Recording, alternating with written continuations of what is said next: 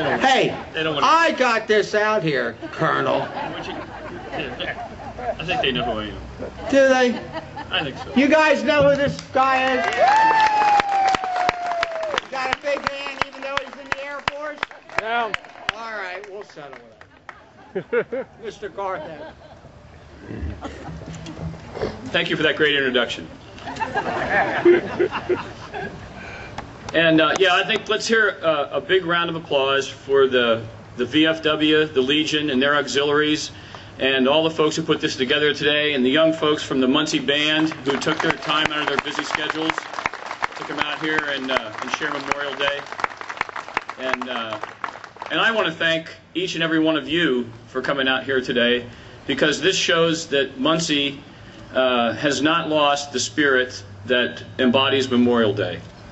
Too many people think that, as Cody mentioned during his presentation on the poppies, that Memorial Day is just another 3-day weekend when you can spend another day at the river lot or up the creek or up in the mountains, and people forget that the things that we can do here in the United States, all the freedoms that we have, freedom of speech, freedom to gather, freedom to form associations like the VFW and the Legion, the freedom to elect our leaders, the freedom to travel freely throughout this country, the freedom to bear arms, are all on the backs of our predecessors in the military who gave the ultimate sacrifice for their country and died for us in places around the world. If it weren't for brave Americans, not only would the United States not be free, but there'd be many countries in this world that would not be as free as they are today. And we still have brave men and women in the field today protecting freedom and protecting us. And I'm just going to run down quickly, some of the conflicts and wars that our troops have been involved with. And there are many, and some are forgotten. There's it started, of course, with our Revolutionary War. We had the Barbary Wars, the famous from the Marine Corps hymn, the War of 1812, the Mexican War, the Spanish-American War, the Philippine War, World War I, World War II, the Korean War, the Vietnam War, which included Laos and Cambodia, Grenada, Panama, Lebanon, Libya, Kosovo, Serbia, Somalia, Haiti, Desert Storm, Afghanistan, Enduring Freedom, Iraqi Freedom, and also the oft-forgotten war that I spent most of my career in the Air Force engaged in, the Cold War. And there were brave military folks that fought in every one of those wars and even died during the Cold War in what would term to be peacetime. I lost a couple friends in aircraft mishaps during that time, and they died as proudly and sacrificed it for their country, just like some of the folks that are considered heroes.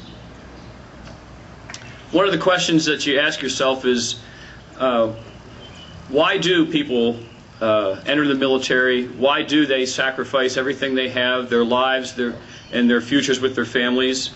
And I think that's answered in the fact that it's that we have an ingrained purpose of duty here in the United States, and that once folks join the military, that's even heightened.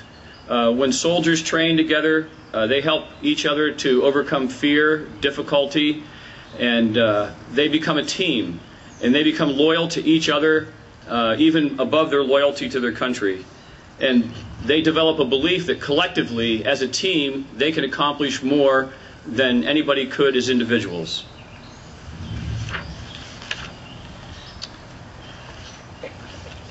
For more than 230 years, our soldiers have done just that, and as I said, they're doing that there today. And I think it's because the military code is very simple but very powerful. And I would summarize it like this: I will always place the mission and my comrades first. I will never accept defeat. I will never quit, and I will never leave a fallen comrade on the field.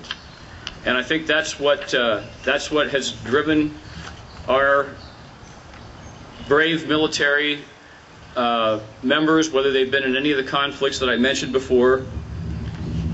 And I just want to highlight a few that we've lost recently that have roots in Pennsylvania.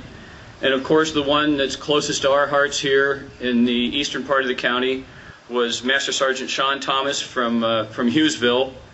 By the way, there's a fundraiser for those of you that have motorcycles, June 6th. They're having already, it's the 3rd annual fundraiser for Sean's Fund.